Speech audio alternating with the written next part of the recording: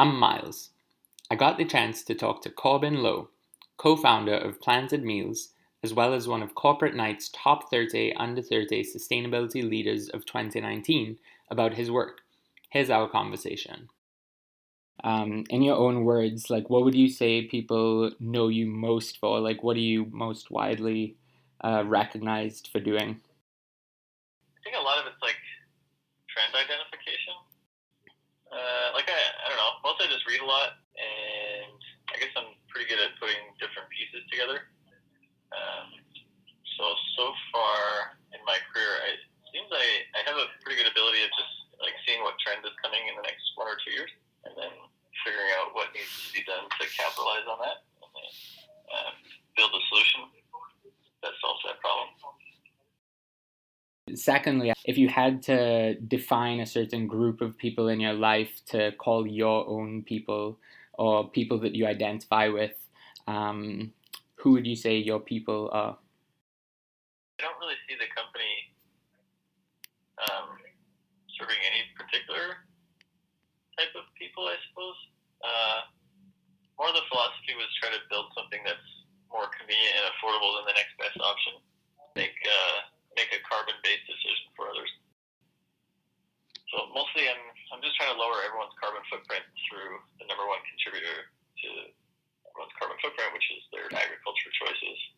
And if I can provide a solution that's more convenient and more affordable than the next best option, I see it as having made a decision for others that is the benefit of the world.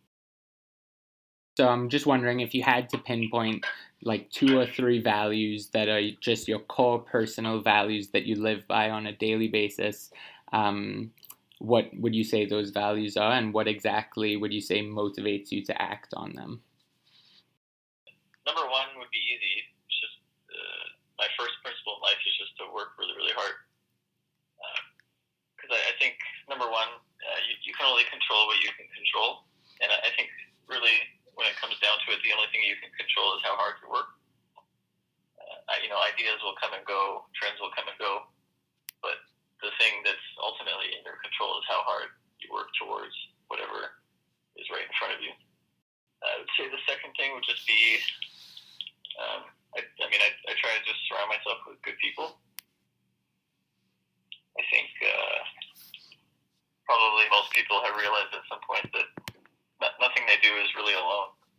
And I would say the strength of my companies or the strength of anyone's companies or the strength of anyone's achievements, realistically, it's only about 5% you and 95% everybody else.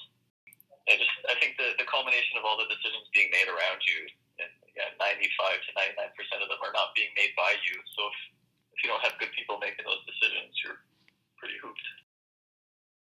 My next question is, what kind of future do you want to make in the world, say, by this time next year?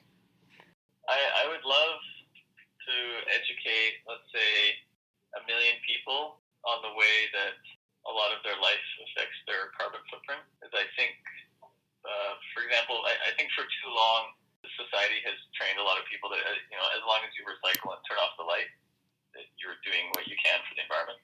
What I hope to realize is that within the next year, most people start to realize that turning off the lights and recycling is really only about 2% of your carbon footprint.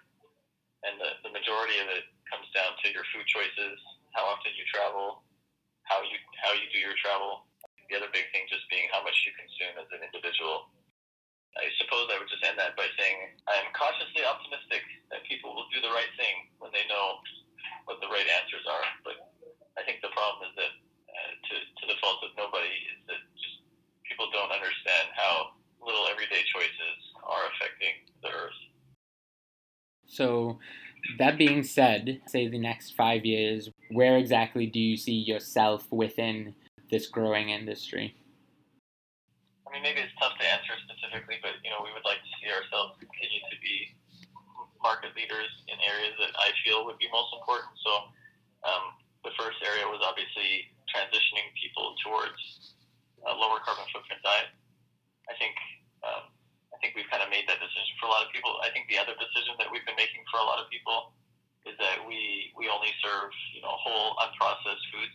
There's no preservatives in our food. There's nothing that's been processed from factories. we start with raw whole ingredients and we finish with simple whole cooked recipes. In 5 years, I think the other thing that'll be more and more important is that a lot of the vertical agricultural food chain is going to change pretty quickly as carbon taxes and things start coming into play and water becomes a bigger issue.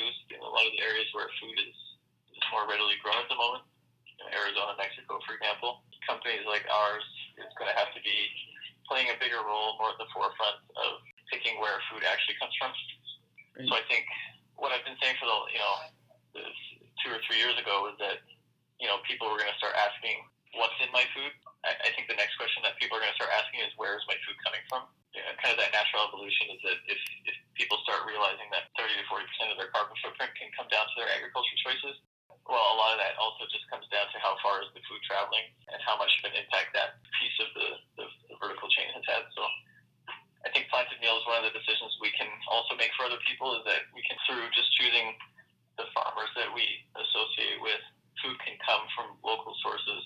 It can be healthier for you, and it requires a lot less stabilization of the vegetable, where it's not being held in cold storage for weeks on end while it's being transported.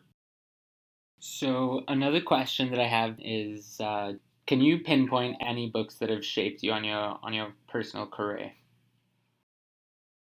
The first two that come to mind would be Principles by Ray Dalio and A New Earth by Eckhart Tolle.